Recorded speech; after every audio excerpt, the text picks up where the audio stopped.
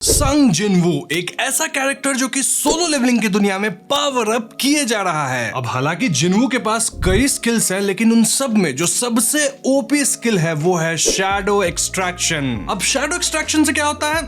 वो बता देने से पहले मैं आपको एक बड़ा सा स्पॉइलर अलर्ट दे देता हूं, क्योंकि भैया इस वीडियो में सिर्फ और सिर्फ स्पॉयलर्स ही भरे हुए हैं। दे दिया है वार्निंग, ठीक है? तो शैडो एक्सट्रैक्शन से बेसिकली जिनवू किसी भी मरे हुए बीस्ट या हंटर को फिर से उठा सकता है अराइज बोल के, एंड देन उनको अपने शैडो आर्मी में शामिल कर लेता है। वो बन जाते हैं शैडो सोल्जर, और ये शैडो सोल्जर हमेशा जिनवू के प्रति लॉयल रहते हैं और उसकी तरफ से ही लड़ते हैं। अब ऐसा हो सकता है कि जब भी वो बीस्ट या हंटर जिसे जिनवू मार के उसका शैडो एक्सट्रैक्ट किया है वो जब जीवित था तो वो जिनवू के खिलाफ होगा, लेकिन जब वो शैडो सोल्जर बन गया है तो उसके पास कोई और ऑप्शन नहीं है, वो जिनवू की ही बात मानेगा, उसके प्रति लॉयल रहेगा। जैसा मैंने बताया, शैडो एक्सट्रैक्ट करने के लिए जिनवू बहुत ही फेमस टर्म का यूज करता है जो कि हमेशा सोलो लेवलिंग के साथ एसोसिएटेड रहता है, और वो टर्म क्या है?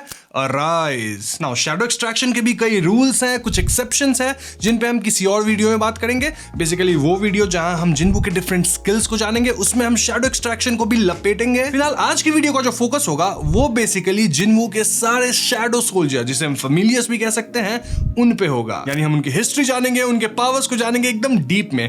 तो मजा आने वाला है, वीडियो अब शुरू होगा। तो सबसे पहले हम उन 3 शैडोज की बात कर लेते हैं जिन्हें मानवा में बहुत ही ब्रीफली दिखाया गया है। कहने का मतलब यह है कि जब जिनवू उन शैडोज को एक्सट्रैक्ट किया तो उसके तुरंत ही बाद उन्हें टर्मिनेट या तो कर दिया या फिर वो खुद से टर्मिनेट हो गए। तो इन 3 में सबसे पहला है मिन बुइंग्यू, जो कि कोरिया का एक एस रैंक का हीलर हुआ करता था। बुइंग्यू 4th जेजू आइलैंड रेड में पार्टिसिपेट किया था, जहां वो अपने रेड पार्टी के साथ एंट क्वीन को मारने में सक्सेसफुल हुआ, लेकिन इसके बाद एंट किंग लड़ाई में कूदा जो कि बहुत ही ज्यादा पावरफुल था। अब हालांकि बुइंग्यू खुद को डिस्गाइज करके काइंड ऑफ इनविजिबल बाकियों को हील कर रहा था, लेकिन एंट किंग उसे खोज लिया और उसे मार डाला। इसके बाद इस लड़ाई में जिनवू भी कूदा था जो कि एंट किंग को हरा पाया था। बिना जिनवू के ये लोग नहीं हरा पाते। लेकिन यहाँ एस रैंक की एक हंटर चाहे इन बहुत ही ज्यादा इंजर्ड हो गई थी और बिना हीलिंग के वो बच नहीं पाती। तो ऐसे में जिनवू बुइंग्यू से कहता है अराइज, यानी कि उसके शैडो को एक्सट्रैक्ट किया और ऑफ कोर्स वो जिंदा हो गया। जिंदा हो गया मतलब उसका शैडो आ गया, और ये जो शैडो था बुइंग्यू का वही चाहे इनको हील किया।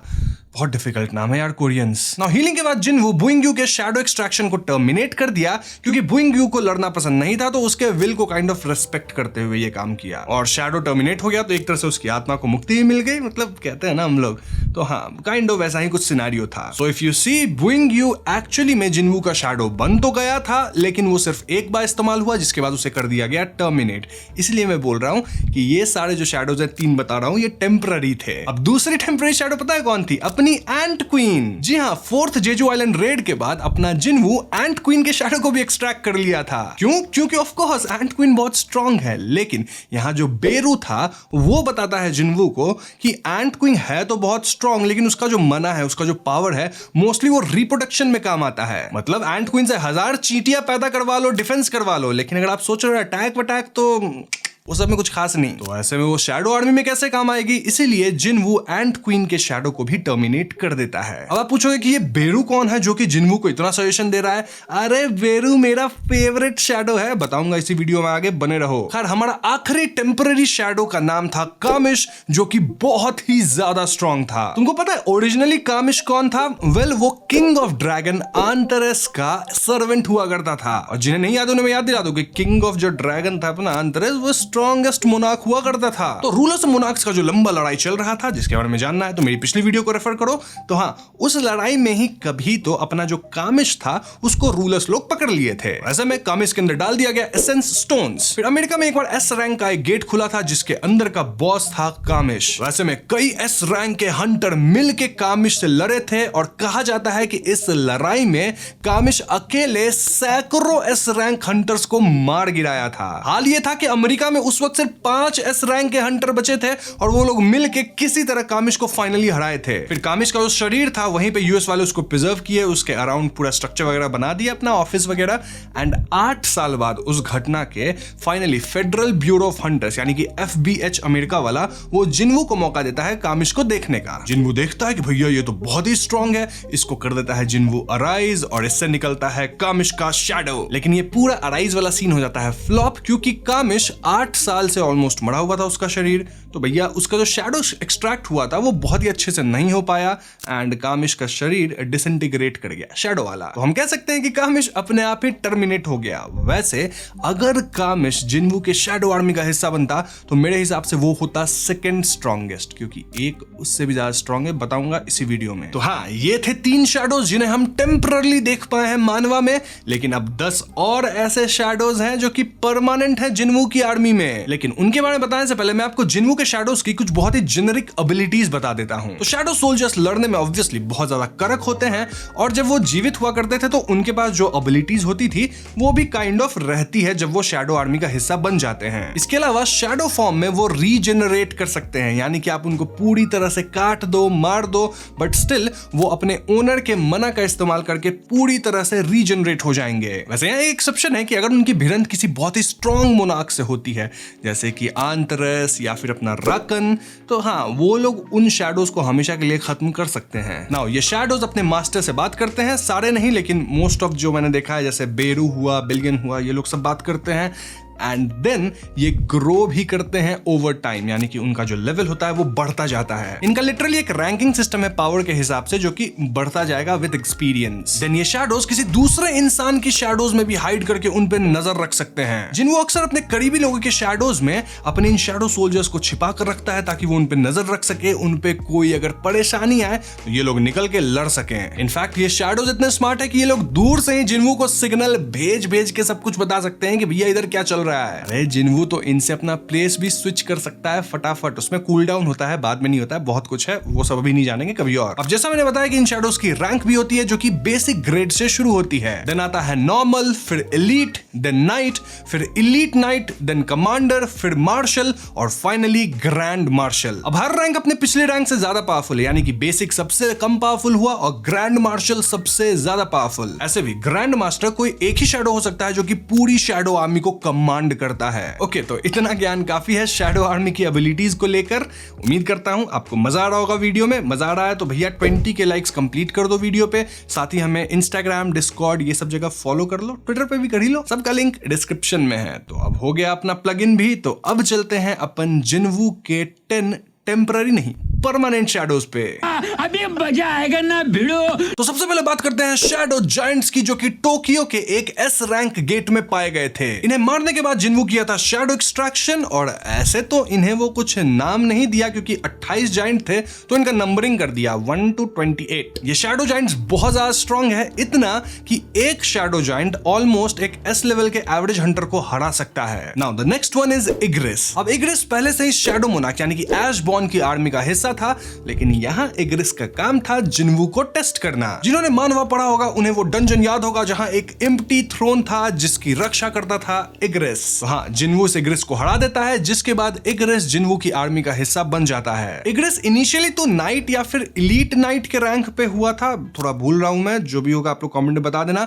बट हाँ, जब जिन्वू वापस से आया as a shadow monarch real वाला एकदम, तो उस टाइम पे वो मार्शल लेवल पे पहुंच गया था अपना इग्रिस। अब नॉर्मल शैडोज की पावर के अलावा इग्रिस के पास टेलीकिनेसिस भी है, यानी कि वो चीजों को दूर से ही हिला सकता है, और शायद उसी की मदद से ही तो जिन्वू को वो डोमिनेटर टच वाला स्किल मिला था। यार यहाँ कितने स्किल्स हैं, इनका भी नाम भूल रहा हूं, फिर से लगता है एक बार मानवा रिवीजन करना होगा। हाँ, ये कर लो पहले। अब नेक्स्ट शैडो जिसकी हम बात करने वाले हैं उसका नाम है टैंक। टैंक बेसिकली एक खतरनाक आइस बियर हुआ करता था जिसे जिन्वू मिला था वो रेड गेट वाले इंसिडेंट में। तो उसी आइस बियर को हराकर उसके शैडो को एक्सट्रैक्ट करने के बाद जिन्वू उसका नाम रख दिया टैंक। जी हाँ, जब भी वो शैडो एक्सट्रैक्ट करता है तो उसके पास ऑप्शन आता है कि इसका आप क्या नाम देना चाहोगे। रैंक इनिशियली तो एलीट रैंक पे था, लेकिन लास्ट तक वो नाइट रैंक पे पहुंच गया था। कैसे? लेवल अप हो के। और जिन्वू के फाइनल फॉर्म में तो सब अपने फुल रैंक पे आ ही जाते हैं। खैर अगले शैडो आर्मी का इंपॉर्टेंट मेंबर है आयरन, जिसकी स्टोरी काफी इंटरेस्टिंग है। तो जब जिन्वू उस रेड गेट के अंदर फंसा था तो वहां पे एक ए रैंक का हंटर भी था जिसका नाम किम चुल था, और वो अपने आप को बहुत ज्यादा काबिल समझ रहा था। इनफैक्ट अपनी काबिलियत दिखाते हुए वो फंस भी गया था एंड काइंड ऑफ जिन्वू को मारने की कोशिश करता है, लेकिन of course Jinwoo is too powerful और वो मार देता है किम चुल को। इग्रिस मारता है या जिन्वू, कोई भी मारा तो जिन्वू ही ना। तो हाँ, इसी किम चुल के शैडो को उसके बाद जिन्वू एक्सट्रैक्ट कर लेता है एंड इसी शैडो का वो नाम रखा आयरन। तो देखो, जब किम चुल जीवित था तो वो जिन्वू के खिलाफ था, लेकिन शैडो बनते ही वो बन गया उसका वफादार। अब आयरन की खास एबिलिटी ये है कि वो अपने ओपोनेंट को टॉन्ट कर सकता है, जिसके प्रभाव में उसके ओपोनेंट बिना सोचे समझे उस पर वॉर करेंगे और इसी का फायदा उठा के आयरन उनको, समझ रहे हो? लेकिन उसका टॉन्ट उससे ज्यादा पावरफुल वाले लोगों पे काम नहीं करता। अब जहां तक मुझे याद है आयरन भी एज ए नाइट स्टार्ट किया था, लेकिन बाद में वो एलीट नाइट बन गया था। अगेन बता रहा हूं, अगर कुछ रैंकिंग में इधर उधर हो रहा है तो मुझे कमेंट्स में बता देना, क्योंकि एक बार ही पढ़ा है ना मांगा, तो थोड़ा मैनेज करो। Now the next one is tusk. तो एक बार जिन्वू कुछ हाई लेवल हंटर्स के साथ ए रैंक वाले डंजन में एंटर करता है, जहां उन पे हमला कर देते हैं हाई ऑर्क्स। इनका बॉस था कार्ड गालगन, जिसको जिन्वू मार गिराता है, और भैया उसी के शैडो को एक्सट्रैक्ट किया, जिसका नाम रखा गया टस्क। टस्क का रैंक एलीट नाइट से शुरू ही हुआ था और भैया एंड तक वो कमांडर रैंक तक पहुंच गया था। टस्क एक एस रैंक के हंटर को ऐसे हरा सकता है और उसके पास गजब के पावर्स हैं। लाइक वो ग्रेविटी से छेड़छाड़ कर देगा, कभी एकदम बढ़ा देगा, कभी एकदम घटा देगा। देन वो प्रोटेक्टिव शील्ड बना सकता है, देन फ्लेम ऑफ फायर का तो ना जाने कितने तरह का अटैक कर सकता है वो। Overall tusk is very strong. अब अगला शैडो है काइसेल। तो जब जिन्वू डीमन किंग बैरन को हराया था तो भैया बैरन का एक राइड हुआ करता था। राइड या माउंट बोले तो उसका सवारी जिसपे बैठ के वो उड़ता था, जो कि एक वाइबर्न था जिसे हम काइसेलन कह सकते हैं। तो उसके ही शैडो को एक्सट्रैक्ट करके जिन्वू उसका नाम काइसेल रख दिया। इनिशियल नाम काइसेलन था, लेकिन वो काइसेल रख दिया, वही उसको याद आया। अब काइसेल का इस्तेमाल जिन्वू बस उड़ के यहां वहां जाने के लिए करता है, मतलब कॉम्बैट में कुछ खास नहीं, लेकिन उड़ता मस्त है। Now the next one is Jima. और जीमा एक ए रैंक के गेट का बहुत ही बड़ा बॉस हुआ करता था, जिसको जिन्वू हरा के उसके शैडो को एक्सट्रैक्ट किया था। और जीमा के बारे में ऐसा कुछ खास है नहीं, तो बस बता दिया है नाम, फोटो देख लो और आगे बढ़ते हैं, क्योंकि आगे कुछ बहुत इंटरेस्टिंग है। बट हाँ, जीमा का रैंक एलीट नाइट था, ये बता देता हूं। अब जो अगला शैडो है वो मेरा पर्सनल फेवरेट है and he is none other than Beru. तो याद है मैंने वीडियो के स्टार्ट में ही बताया कि 4th जेजू आइलैंड रेड के दौरान अपना जिन्वू एंट किंग को भी मार गिराया था। वही बनता है बेरू शैडो एक्सट्रैक्शन के बाद। बेरू इतना ताकतवर था कि अपने लिविंग फॉर्म में वो एस रैंक हंटर्स को ऐसे ही पेल दे रहा था। इनफैक्ट जापान का जो टॉप रैंक हंटर गोटो रुइजी था ना भैया, उसको भी बेरू मार गिराया। लेकिन ऑफ कोर्स अपने जिन्वू से हार गया, क्योंकि जिन्वू तो ओवरपावर कैरेक्टर है ही। बेरू को हिस्ट्री चैनल देखना पसंद है और वो जिन्वू को योर मैजेस्टी माय किंग कह के पुकारता है। बेरू एक्सट्रीमली लॉयल है, जिसके पास कई पावर्स है। लाइक वो उड़ सकता है, साइज मैनिपुलेट कर सकता है, दूसरों को हील कर सकता है। लिटरली एक एस लेवल का हीलर है तुम्हारे पास। और हील छोड़ो, पॉइजन भी कर सकता है, मतलब पॉइजन से पैरालिसिस। गजब है बेरू भाई। बेरू के सामने किसी भी एस लेवल के हंटर का टिकना नामुमकिन है। लिटरली मानवा में चाहे इनसे लड़ाई हुआ था, जो कि एस लेवल की हंटर है और अपनी लव इंटरेस्ट भी है, किसकी? जिन्वू की। हाँ, तो उसको बेरू बहुत ही इजीली ओवर पावर कर गया था। वैसे बता दूं, बेरू जब आया था तभी वो कमांडर लेवल पे था और भैया अंत तक वो मार्शल लेवल पे पहुंच गया था। खैर बहुत बड़ाई कर ली है बेरू की। अब बढ़ते हैं अगले शैडो की ओर, जिसका नाम है ग्रीड, और इसकी स्टोरी भी बहुत अच्छी है। तो एक बार जिन्वू सी रैंक के डंजन में कुछ हंटर्स के साथ जाता है, लेकिन ये हंटर्स बदमाश थे। माल को डिस्ट्रीब्यूट नहीं करने के लिए जिन्वू को ही मारने की कोशिश करते हैं, लेकिन ऑफकोर्स जिन्वू अपना ठहरा ओवर पावर्ड सबको पेल दिया। अब जिन हंटर्स को जिन्वू मारा, उन सब का जो लीडर था, वो जो कि मरा था, उसका एक भाई है जो कि एस लेवल हंटर है। उसका नाम है हुआंग डोंगसू, जो कि अमेरिका में रहता है और अब वो जिन्वू के पीछे पड़ा है, क्योंकि जिन्वू उसके भाई को मारा है। तो भैया डोंगसू मारेगा जिन्वू को। एक बार जब जिन्वू यूएस जाता है तो वहां डोंगसू अपना प्लानिंग प्लॉटिंग करके जिन्वू से लड़ाई कर लेता है, लेकिन डोंगसू कहां टिकता जिन्वू के सामने में। ऐसा रैंक है, इसका मतलब क्या? जिन्वू अलग ही लेवल पे है। तो डोंगसू को मारने के बाद जिन्वू उसके शैडो को भी एक्सट्रैक्ट कर लिया और उसी का नाम रखा ग्रीड। नाउ ग्रीड बहुत स्ट्रॉन्ग स्ट्रांग है। इनफैक्ट वो स्टार्ट ही किया है कमांडर लेवल से। वैसे एक बात बता दो कि जब चैलिस ऑफ रीबर्थ का इस्तेमाल हो गया तो भैया ये जो शैडो है वो चला गया, क्योंकि इनिशियली वो एक आदमी था ना, और 10 साल पहले तो जिंदा था, तो वो वापस से जिंदा हो गया, तो शैडो भी चला गया।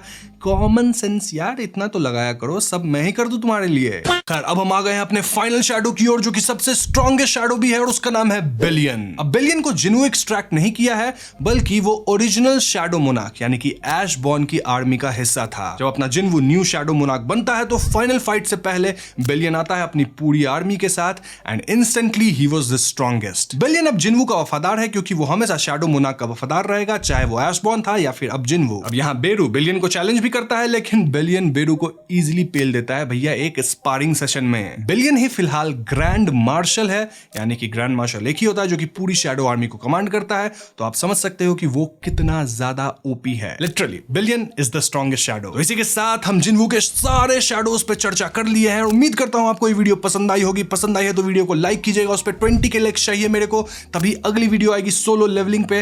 बहुत सारे टॉपिक्स हैं, सब पे बनाना है। अरे जिन्हू के स्किल्स, पूरा उसका सिस्टम कैसे काम करता है, बहुत सारे फाइट्स है, बहुत वीडियो है, लेकिन उन वीडियोस को देखना है तो चैनल को सब्सक्राइब भी करके रखना होगा ना। और हाँ, उसकी आर्मी में और भी मॉन्स्टर्स हैं, जैसे कुछ एंट्स, कुछ इधर उधर के छोटे मोटे नॉट इंपॉर्टेंट, तो उनको कवर नहीं किया है, वो सब मान के चलो है। तो हाँ, बस इतना ही आज की वीडियो में। मिलता हूं आप सबसे अगली वीडियो में। Peace out.